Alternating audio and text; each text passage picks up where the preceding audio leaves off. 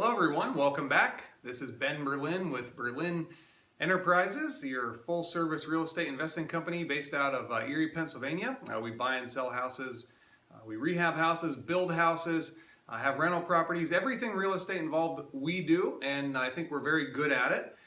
It's very fun and rewarding. Nothing ever has, nothing ever will build wealth like real estate does, and my goal is to share that with you. So I've been doing it almost 10 years, and I have been training others and mentoring others for about 5 years to do the same thing as I have. I've seen success that I never dreamed of, just almost 10 years ago. So it's an incredible opportunity. We're on video 13 on my real estate investing training series. It basically follows my $5,000 course that I provide one-on-one to people. Of course, one-on-one is always a little better. We get more thorough and in-depth.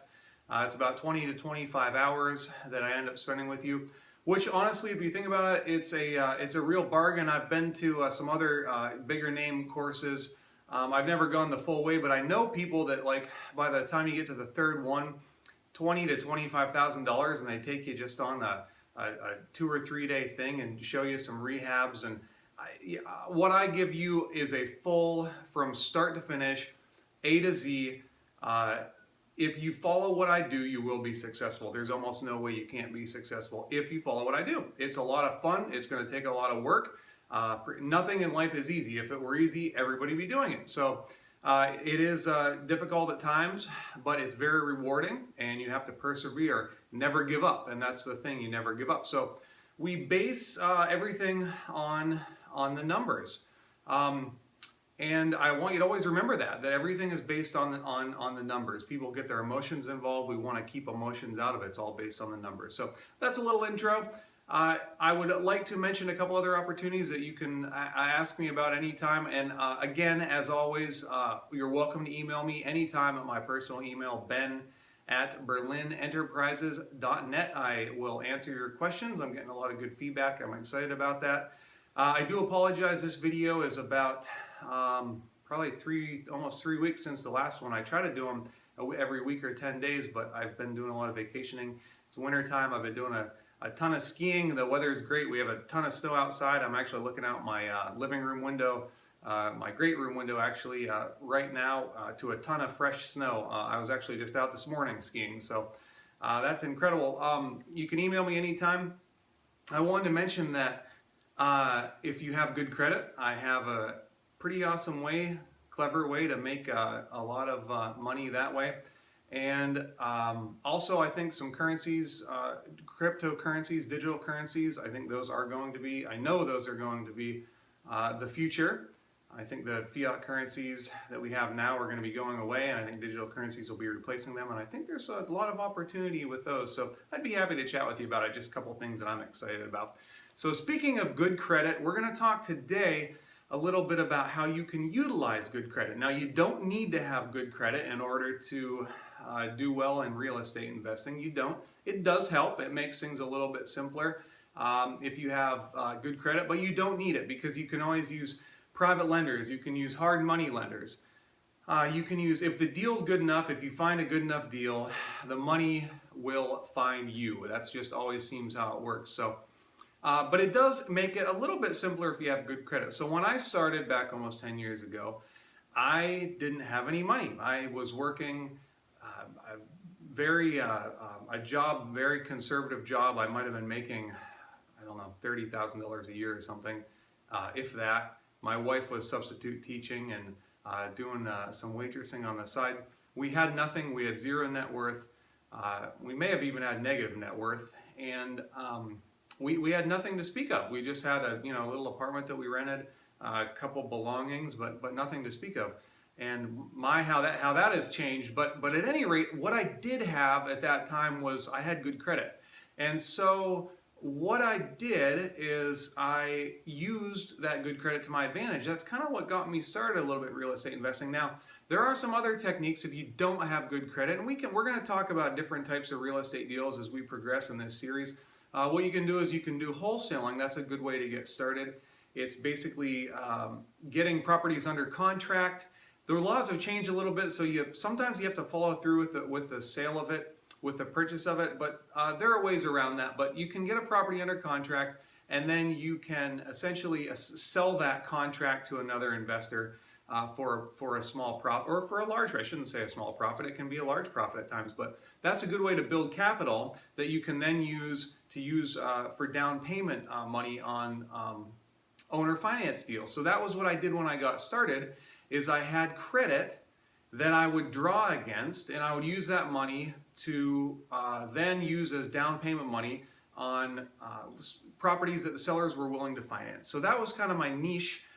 We got into subject to deals also, where sometimes the sellers would just deed the property over and let you take over the payments on the mortgage. Again, we'll get into the details of how to structure each of those deals, but just know that there are many ways to get into deals with little or sometimes no money down. That is possible. I have done it many times, and to this day I do wholesaling deals. In fact, I just closed a wholesaling deal this Monday, which was just 3 days ago. So I still do it to this day. No money ever comes out of your pocket if you structure it properly, and you can generate some good income using that, doing that.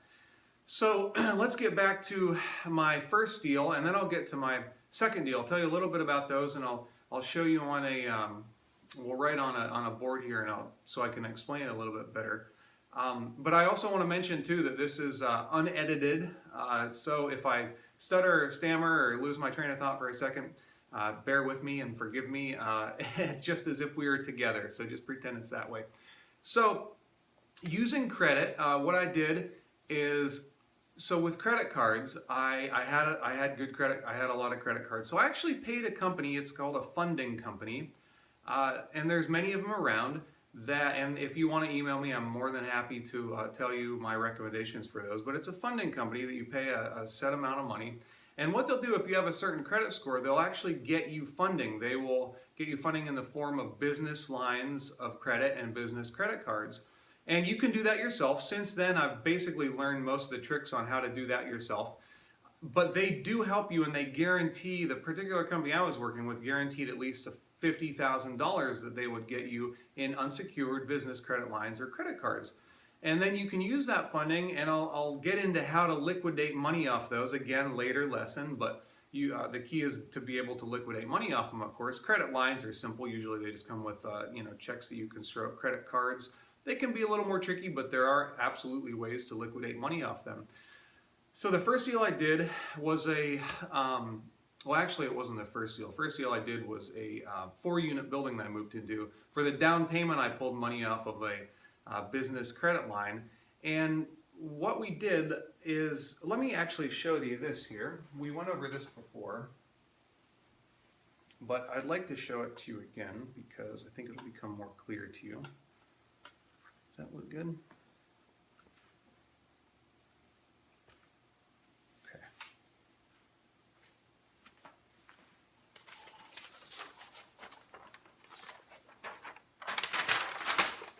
So we looked at a 4-unit. This is just an example. This isn't exactly what my situation was, but it's very similar.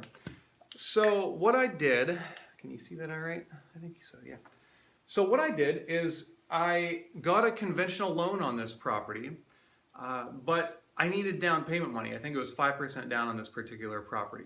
So what I did is, of course, you can't have your credit affected either when it comes to pulling cash off of a credit line, because as part of the qualification process on getting this loan, I couldn't have any, or I had to have very minimal, other debt. So I couldn't just draw money off of a personal credit line, because those report to your credit report. The bank would have seen that I, had that debt. So what I did is I established a business, like I told you to do in a previous video. So you're starting to see why there's more and more reason to do this. I established a business.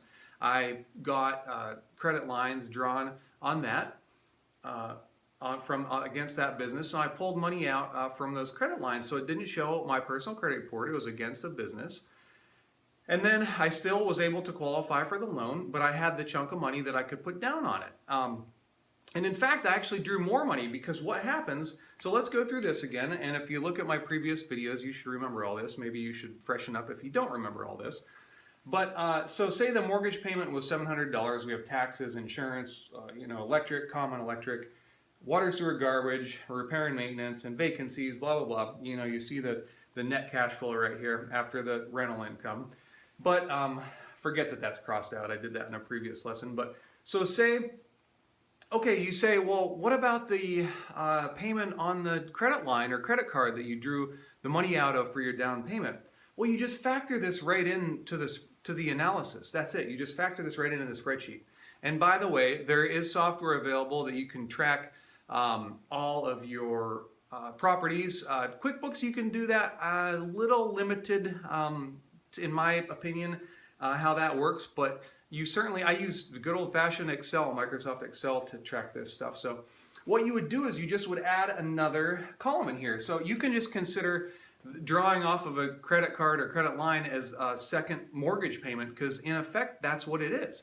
And so we're so programmed to not carry debt on credit cards or credit lines. And if you're using that debt to buy doodads or toys that are liabilities, then yeah, that's a bad idea. But if you're using that debt to purchase assets, then that's a completely different story.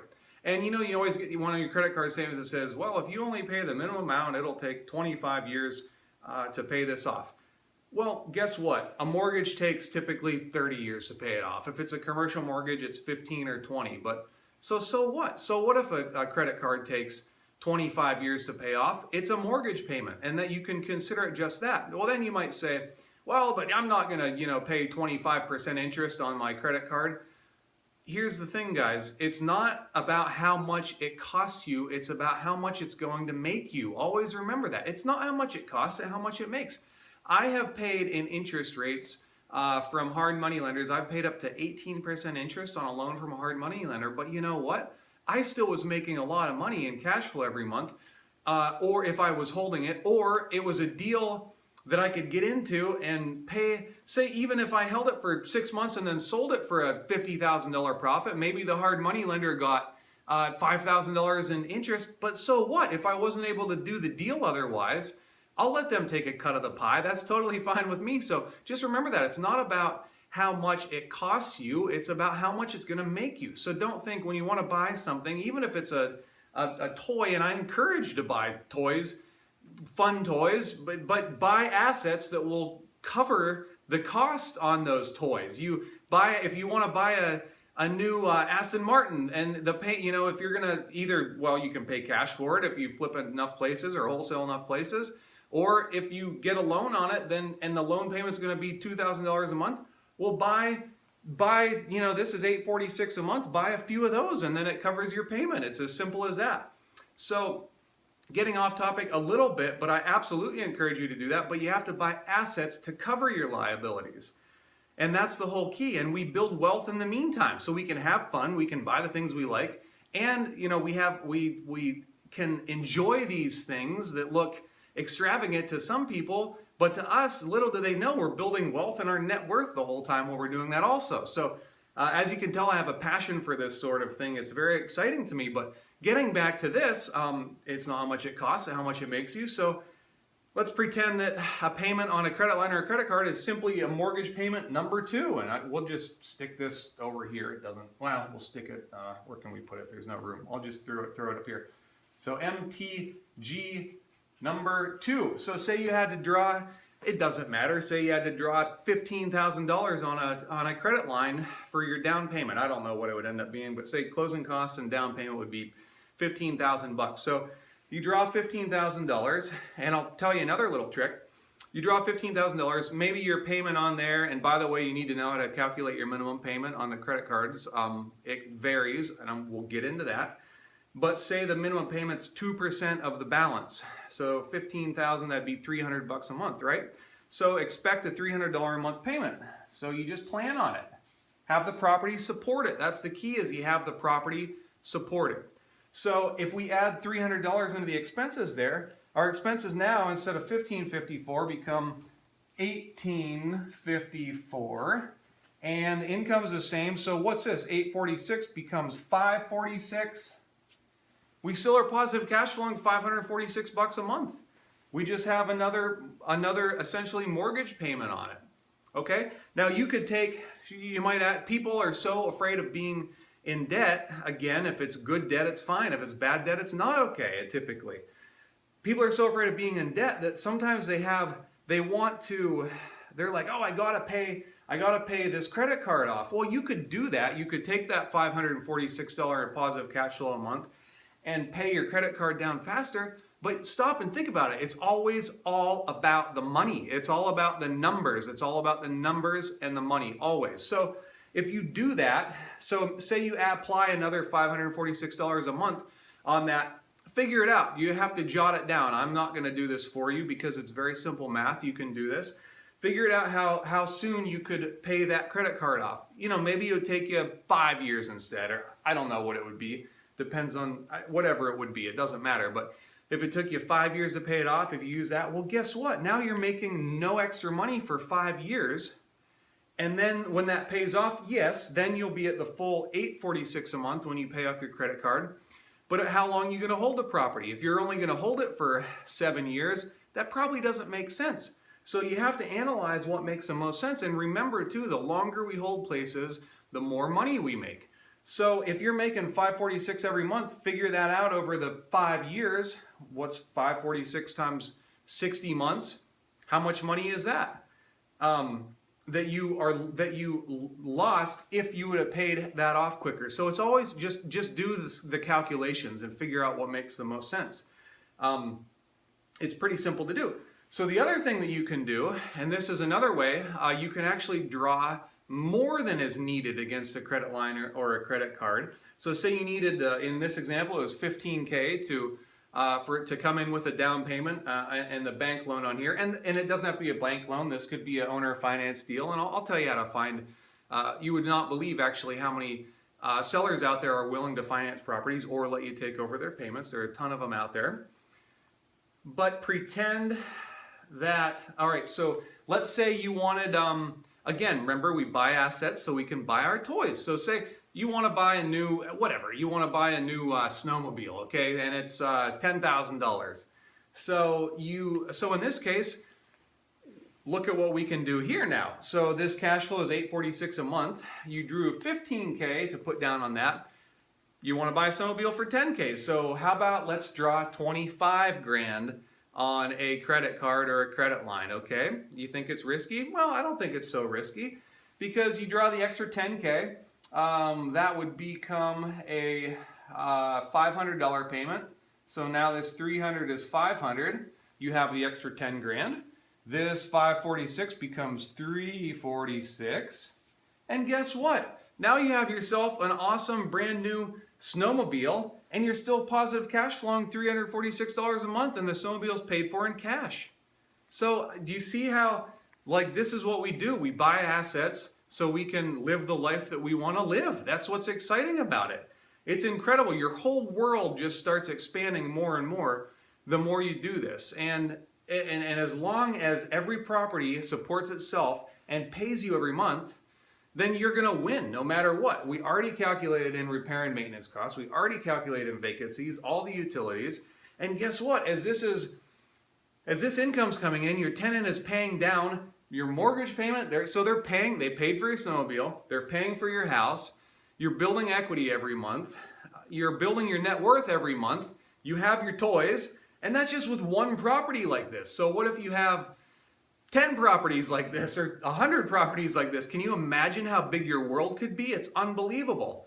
It's unbelievable. It's very exciting. And so this is what I've experienced my whole life. Well, not my whole life, the last 10 years, I should say this. For the last 10 years of my life, I've been experiencing it. It's just a very incredible thing, very powerful. It just blows me away sometimes, what is possible in life. It blows me away. So now I'm at the point where I just love doing what I'm doing. And if I struck the lottery and made $1 billion in one day, I would keep doing the same thing I'm doing, probably just on a little bit bigger of a scale. And then my world would just grow even progressively bigger. So it's pretty cool. We're approaching 20 minutes now, guys. I am going to talk about a couple other things. Next time I'm going to talk about how it's the same principle as this, but it's going to talk about how when it makes sense to maybe pull a loan out on a property as opposed to not having a loan on it, and the pros and cons to some of that. and it'll talk about another deal. It was my second deal that I did. I did it with a partner. We split it. We actually paid cash for it. We used the cash. I used my portion of the cash from credit cards, actually. And it's very interesting. I didn't have enough income at that point to make the payments on the credit cards with the amount I had to draw. But I'll tell you how I structured that. It's kind of cool. And I think my partner at that time, he had actually built a house and pulled a loan out on it, and used that loan money to purchase his half of the house. Kind of interesting stuff. There was a couple of things that it just didn't quite click with me at first. I had to look through it and have it explained to me a few times, and finally I was like, oh, of course, this is how it works. So I'm going to explain that to you next time. I think it's kind of cool, and I think you'll find it very useful. Hopefully you can tell I'm excited about this stuff, and I hope you're excited also. So keep the questions coming. Keep up the good work. Keep looking for deals. Keep pushing forward, and don't worry about what everybody else is doing or what everybody else is saying. Don't worry about the big businesses and the big government. You have to be aware of it, but worry about yourself, because you're responsible. That's it. Say every day, wake up and say, I'm responsible. I am responsible. I'm responsible for myself. And nobody is going to do it for me. I'm responsible for my success or my failures. Use failures as learning experiences. Keep driving forward. Keep enjoying life, and keep at it, guys. So thank you very much. Again, Ben Berlin with Berlin Enterprises. ben@berlinenterprises.net. You can email me anytime. I always try to get back to you as soon as possible. Thanks again for listening, guys. Hope you're getting a lot out of it. I can't wait to talk to you next time. Thanks. Have a great day, folks.